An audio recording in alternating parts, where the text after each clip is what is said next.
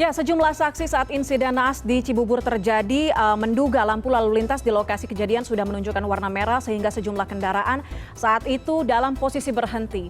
Apakah benar dugaan traffic light ikut andil dalam kecelakaan ini? Kita bahas bersama dengan Brigjen Pol Aan Suhanan, Direktur Penegakan Hukum Korlantas Polri, dan Sony Sulaksono, pengamat transportasi ITB. Bapak-bapak, selamat malam. Selamat malam, Mbak. Baik, saya pertama ke Pak Aan dulu. Pak Aan, kronologinya sejauh ini kecelakaan di Cibubur berdasarkan pemeriksaan terakhir seperti apa? Jadi untuk kronologi kejadian kemarin di Cibubur, ini hasil pemeriksaan saksi-saksi, kemudian tersangka juga sekarang sudah ditingkatkan menjadi penyidikan ya. Tersangka Supadi atau pengemudi tangki itu pada saat mendekati TKP, pada saat kejadian, pengemudi truk tangki ini sudah berusaha untuk mengerem. Ini keterangan dari saksi kernet dan pengemudi ya. Sudah berusaha untuk mengerem, namun sudah dikocok atau berulang-ulang mengerem tapi tidak berfungsi rem itu. Sampai melakukan rem yang di trailer maupun rem tangan, namun tidak berfungsi. Ini keterangan dari saksi maupun dari tersangka. Namun kita juga masih melakukan pemeriksaan teknis ya oleh para ahli kita. Di keterangan ahli ini akan kita sinkronkan dengan keterangan saksi maupun tersangka. Ini masih berproses ya. Tadi siang sampai sore ini masih berproses untuk pemeriksaan fungsi pengereman ini dari APM maupun dari ahli di teman-teman dari perhubungan. Oke, Pak Aan, ada bekas pengereman kah yang juga ditemukan oleh tim ahli di sana? Sementara ini ya kami sudah olah TKP 2 kali. Pada hari kejadian malamnya kita olah TKP, kemudian tadi pagi sampai siang juga olah TKP. Karena sampai saat ini tidak ditemukan bekas rem atau bekas ban yang ditinggalkan oleh truk tangki tersebut. Baik, tidak ada bekas pengereman yang dilakukan oleh truk tangki tersebut. Saya ke Pak Sony. Pak Sony, kalau melihat tadi hasil olah TKP sampai saat ini nyatanya belum ada bekas pengereman, walaupun ada klaim dari supir dan juga kernetnya bahwa melakukan pengereman namun tidak berhasil. Melihat hal ini sebetulnya bagaimana kendaraan besar ini harus seperti apakah pengawasan pengeremannya dan semua teknisnya sebelum digunakan harusnya seperti apa? Ya, artinya kan kalau di sini kalau masalah dia melakukan pengereman dan kemudian tidak ada jejak pengereman, kan bisa ada indikasi masalah kerja remnya ya, artinya masalah kelaikan dari truk itu sendiri ya. Tetapi apapun itu ya, ini masih dalam penyelidikan ya penyebab kecelakaan tersebut. Tapi tetap saja kalau dalam penyelidikan kecelakaan tetap harus kita melihat keempat aspek yang ada atau 3 aspek ya, yaitu dari kendaraannya, pengemudi dan juga masalah jalannya. Ya, kita lihat kontribusi dari masing-masing komponen itu seperti apa ya. Bisa mungkin 100% semuanya karena kendaraan, bisa juga karena memang tadi kondisi jalannya yang menurun atau traffic light-nya atau juga mungkin tadi masalah orangnya dan sebagainya. Ya, itu memang perlu kita lihat secara komprehensif semuanya. Baik, menunggu penyidikan berakhir begitu, apa yang menjadi penyebab, apa yang paling berkontribusi dalam kecelakaan ini. Ada dugaan remblong tadi yang dialami truk Pertamina, ada juga isu traffic light. Saya ke Pak Aan. Pak Aan, isu traffic light ini kemudian menjadi sorotan ikut andil dalam kecelakaan ini dugaannya. Sejauh ini investigasinya seperti apa terhadap rambu-rambu pengatur lalu lintas termasuk lampu pengatur lalu lintas di sana? Ya, jadi betul tadi disampaikan oleh Pak Sony ya, ada 4 faktor yang kemungkinan jadi penyebab kecelakaan ini. Pertama faktor manusia atau human error, kemudian faktor jalan, faktor cuaca maupun faktor kendaraan. Ini semua nanti akan kita simpulkan ya. Jadi kami masih melakukan penyidikan, mengumpulkan keterangan dari saksi-saksi, saksi ahli maupun pemeriksaan kendaraan. Ini masih berproses, jadi kami belum bisa menyimpulkan penyebab kecelakaan yang terjadi di Cibubur tersebut. Apakah itu masalah jalan maupun kendaraan, ini masih belum kita bisa simpulkan, Puspa. Baik, Pak Sony, kalau melihat ada dugaan traffic light ini yang diletakkan setelah turunan, kemudian kita berkaca juga di Balikpapan Januari 2022 ada juga kasus serupa kecelakaan truk besar yang terjadi ketika lampu merah.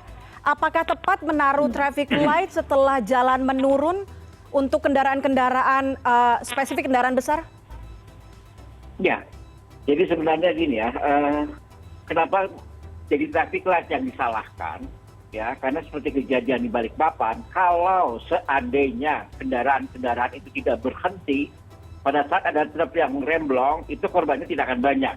Ya, seperti kasus di Balikpapan, kasus di Cibubur, Cibubur seperti itu. Ya, di masyarakat itu melihatnya seperti itu, karena banyak kendaraan berhenti, kemudian ada truk yang remblong, menabrak semuanya kendaraan berhenti, sehingga korbannya banyak. Coba kalau misalnya kendaraan tersebut tidak berhenti lagi kondisi jalan, mungkin korbannya tidak banyak. Sehingga cara berpikir itulah yang kemudian menyalahkan traffic light-nya. Traffic light itu yang menyebabkan kendaraan itu pada berhenti. Ya, sehingga pada ketabrak, semuanya banyak yang korban. Ya, sebenarnya kalau menurut saya secara umum traffic light di turunan itu tidak masalah. Oke. Ya, tidak ada masalah traffic light di turunan. Cuman memang ini harus ada penanganan yang cukup hati-hati pemasangannya, instalasi. Karena jalan turunan itu biasanya untuk kendaraan berat dia mendapatkan akselerasi kecepatan. Ya, berarti kita harus memikirkan dengan baik bagaimana kendaraan berat mendekati traffic light di turunan itu sudah bisa mereduksi kecepatannya. Artinya sekitar beberapa puluh atau 100-200 meter sebelum traffic light itu sudah ada yang namanya traffic hump, yaitu untuk mereduksi kecepatan sehingga kendaraan besar pada saat mendekati lampu merah itu kecepatannya sudah turun. Ya, itu sebenarnya bisa ditangani seperti itu gitu. Jadi kalau saya pribadi tidak serta-merta traffic light-nya gitu. Ya, itu ada sesuatu yang memang harus diperhatikan lagi gitu. Instalasi dari traffic light-nya, kemudian pendekatnya, istilahnya dalam transportasi, pendekatnya seperti apa, gimana caranya agar kecepatan kendaraan sudah bisa reduksi sebelum mendekati lampu merah. Karena ini kondisi jalan turunan. Oke, sebetulnya banyak aspek yang menyebabkan kecelakaan, tapi bisa diminimalisir dengan instalasi lampu merah yang tepat begitu ya, Pak Sony. Saya kembali ke Pak Aan. Pak Aan, mengingat kita tahu daerah itu cukup masif pengembangan infrastruktur di sana dari Jalan Cibubur menuju arah Bekasi begitu. Koordinasi dengan Dinas Perhubungan terkait, kemudian pengembang dengan kepolisian seperti apa? Jadi untuk pemasangan masing-masing stakeholder itu kan sudah ada fungsi kewenangan masing-masing ya. Untuk masalah infrastruktur jalan itu dari Kementerian PUPR, kemudian dari Perambuan, itu dari perhubungan, untuk manusia keselamatan itu dari kepolisian. Tapi semuanya ini saling mendukung, saling mensupport ya. Ketika PUPR atau jalan tol akan survei tentang perambuan dan sebagainya, itu selalu mengajak kita untuk sama-sama mensurvei, mengkaji untuk pemasangan perambuan tersebut, termasuk traffic light. Nah, ini untuk kasus yang di Cibubur memang ini mungkin perlu pendalaman lagi ya untuk pengkajian yang dilaksanakan pada saat sebelum melaksanakan penempatan traffic light ini. Nah, ini nanti perlu pengkajian lebih lanjut lagi. Saya mungkin hanya bisa menyampaikan bahwa saat ini kita menyarankan untuk traffic light di TKP tersebut ini dinonaktifkan sementara sambil menunggu pengkajian setelah olah TKP, kemudian kita akan melakukan fokus grup diskusi dengan beberapa stakeholder. Baru kita akan memberikan rekomendasi pada saat FGD itu. Apakah penempatan traffic light di situ memungkinkan atau mungkin kurang layak, ini nanti hasil FGD. Namun kenapa kok pertanyaan dinonaktifkan saat ini? Hasil pemantauan kami di TKP kemarin sampai tadi pagi, ini ada hal yang mungkin ya perlu kita ambil keputusan untuk menonaktifkan dengan lampu hajar ke lampu kuning, kemudian menutup U-turn yang ada di situ, karena traffic light di situ tidak bebas pandang. artinya tertutup oleh ada tiang itu. tol ya. Sehingga para pengemudi yang dari arah Cibubur ini tidak melihat secara langsung ya traffic light yang ada di sana. Kemudian perambuan juga tidak ada, tadi peringatan, ada traffic light dan sebagainya. Ini makanya tadi pagi kita menyarankan untuk sementara dinonaktifkan sambil menunggu pengkajian yang lebih mendalam tentang traffic light di sana. Baik, sampai dengan dinonaktifkan nanti kita belum tahu sampai kapan begitu, sampai mungkin penyidikan selesai. Apakah akan ada petugas yang memang ditempatkan khusus di sana untuk membantu atau mengatur lalu lintas di sana, Pak Aan? Tentu ini karena sudah menjadi polis hajat ya atau daerah rawan di situ, kita akan mengarahkan kewilayahan untuk menempatkan terutama pada jam-jam sibuk ya, jam-jam padat kita tempatkan anggota di sana maupun nanti petugas yang lain yang ada di Polsek itu juga bisa kita kerahkan untuk melakukan penjagaan di sana. Baik, baik. Upaya yang sudah kita lakukan menutup U-turn itu sudah mengurangi, artinya mengurangi untuk crossing yang ada di situ, yang akan masuk ke PD, ini tidak ada lagi, sehingga clear di sana. Baik, Pak Sony, kita juga tahu tadi juga, baik, kenapa Pak Aan mau ditambahkan, silakan. Cukup saya kira. Oke, saya ke Pak Sony. Pak Sony, tadi juga Pak Aan menyebutkan bahwa akan ada petugas nantinya di jam-jam sibuk. Tapi kita ketahui bersama, bukan jam sibuk pun jalur tersebut merupakan salah satu yang biasa dilewati truk-truk besar. Dari arah Cibubur menuju Bekasi, alternatif lewat tol begitu. Nah, kemudian bagaimana seharusnya pengendara truk besar bisa waspada menyadari bahwa jalurnya juga dilalui oleh kendaraan kecil dan sebaliknya? Ya, ini permasalahan di kita ya. Hampir semua pengemudi ya itu lain disiplin, kedisiplinan menggunakan lajur ya itu masih belum baik ya. Sehingga sebenarnya kalau kasus suatu ruas jalan di mana kendaraan berat itu cukup banyak, itu biasanya kita buat jalur khusus buat kendaraan berat. Kita pisahkan ya lajur khusus kendaraan beratnya. Cuma kan pada prakteknya itu ternyata tidak mudah ya. Jalur khusus itu selalu diisi oleh kendaraan-kendaraan lain. Padahal kita kalau ingin berpikir keselamatan ya harusnya itu kita bisa ikuti ya seperti itu.